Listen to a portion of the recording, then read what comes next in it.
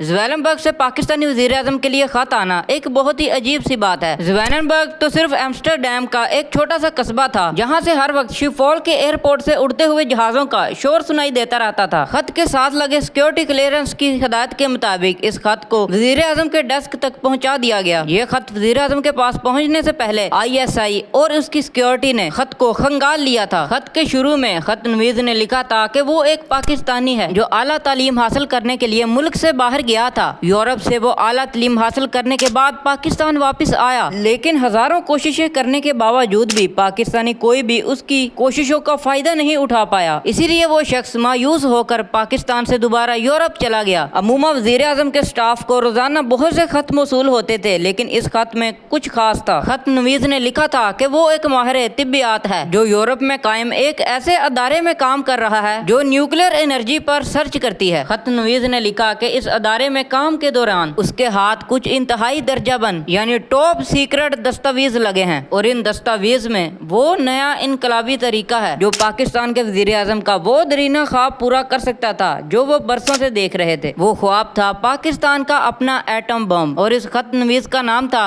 अब्दुल कदीर खान। पाकिस्तान फिलहाल तीसरी दुनिया का एक मुल्क है कि आलमी मैदान में अहम होने की वजह क्या है? क्या वो हमारा जोग्राफिया है या हमारा एक इस्लामी मुल्क होना है? पाक चाइना दोस्ती है? इन सब चीजों के हक में हर कोई बहस करता है, लेकिन सिर्फ एक खासियत ऐसी है जिस पर दुनिया का हर एक शख्स दोस्त या दुश्मन मुत्फिक है, और वो है पाकिस्तान का एक न्यूक्लियर ताकत होना। 28 मई 1998 को साइंसदान पाकिस्तानियों ने 5 धमाके करके पूरे मुल्क का सर फख्र से बुलंद कर दिया था। ये धमाके इंडिया के धमाकों के 17 दिन के अंदर अंदर करके पाकिस्तान ने पूरी दुनिया को हैरान कर दिया था। लेकिन सवाल ये है कि तीसरी दुनिया का एक पसमानदा मुल्क जोहरी बम जैसी खुफिया और जदीद टेक्नोलॉजी कैसे हासिल कर पाया? और इस सवाल का जवाब है 28 साल की वो जद्दोजहद जो इस वीडियो सीरीज के जरिए मैं पाकिस्तानी अवाम को याद दिलाना चाहता हूँ। कहानियाँ क्या थी कि पाकिस्तान उन ममालिक की सब में खड़ा हो गया जिनसे टक्कर लेने का कोई सोच भी नहीं सकता। पाकिस्तानी वज़ीर आज़म को यह खत मौसूल होने का इससे अच्छा वक्त नहीं मिल सकता था। वो इसलिए कि 2 महीने पहले ही 18 मई 1974 को इंडिया ने राजस्थान के मगरबी रेगिस्तानों में एक कामयाब जौहरी बम का पहला टेस्ट किया था। जी हाँ, इंडिया ने अपना पहला न्यूक्लियर टेस्ट 1974 में कर लिया था। इंडिया के इस धमाका ने दुनिया की पूरी ताकतों को हिला कर रख दिया था। हैरानी से नहीं बल्कि गुस्से से। CIA की उस जमाने की रिपोर्ट्स पढ़ें तो पता चलता है कि आलमी ताकतों को पहले से ही इंडिया के इस प्रोग्राम का पता था। इंडिया के इस जौहरी तजर्बा की वजह से दुनिया की तमाम एटमी ताकतें इनसे नाराज हो गई थीं। इन ममालिक में अमेरिका,